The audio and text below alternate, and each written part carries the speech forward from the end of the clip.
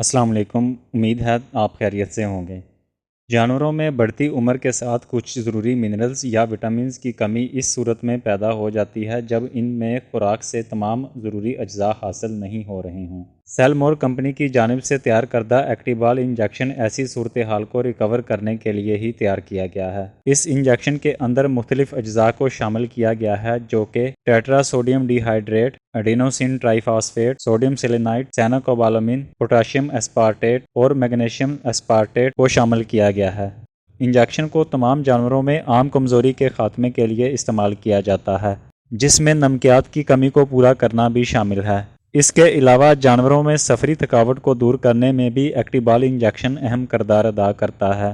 اس کے ساتھ ساتھ پٹھوں کی کمزوری کو دور کرنے کے علاوہ اگر جانور میں فالج کی شکایت ہو یا پھر پٹھوں میں سوزش کا مسئلہ ہو تو ایکٹیبال انجیکشن کو اس صورت میں استعمال کریں جبکہ جانور کا ٹمپریچر کم ہو یا پھر نارمل ہو، کیونکہ یہ ایک ٹانک انجیکشن ہے جس کی وجہ سے اس کو بخار کی حالت میں جانوروں میں استعمال نہیں کروایا جا سکتا۔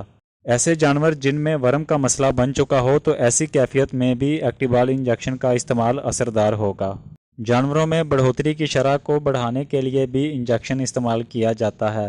انجیکشن میں سیل کی کارکردگی کو بہتر کرنے کے ساتھ ساتھ خون کے سرخ ذرات بنانے والے وٹامنز کو بھی شامل کیا گیا ہے۔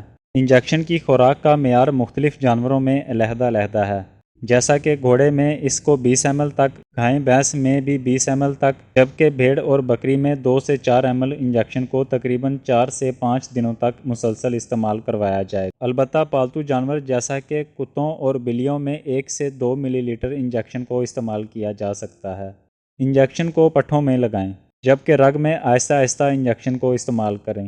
پرندوں میں ایکٹیبال انجیکشن کو تقریباً 1 ml کو 2 لیٹر صاف پانی میں حل کرنے کے بعد پلائیں۔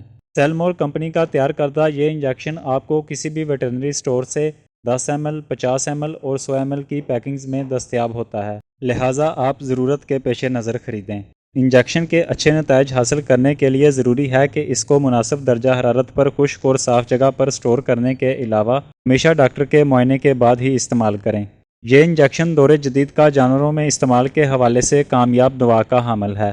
انجیکشن کے بارے میں اگر آپ کے ذہن میں کسی بھی قسم کا سوال گردش کرتا ہے تو آپ کامنٹ سیکشن میں پوچھ سکتے ہیں۔ نیز اگر آپ نے انجیکشن کا استعمال متاثرہ جانوروں میں کبھی کیا ہے تو اس کے نتائج شیئر کریں، اس امید کے ساتھ کہ فراہم کردہ معلومات آپ کے جانور کے لیے فائدہ مند ثابت ہوں گی۔ آپ سے بات ہوگی مزید اپڈیٹس کے ساتھ اگلی ویڈیو میں۔ اپنا خیال رکھیے گا۔ اللہ نگہبان۔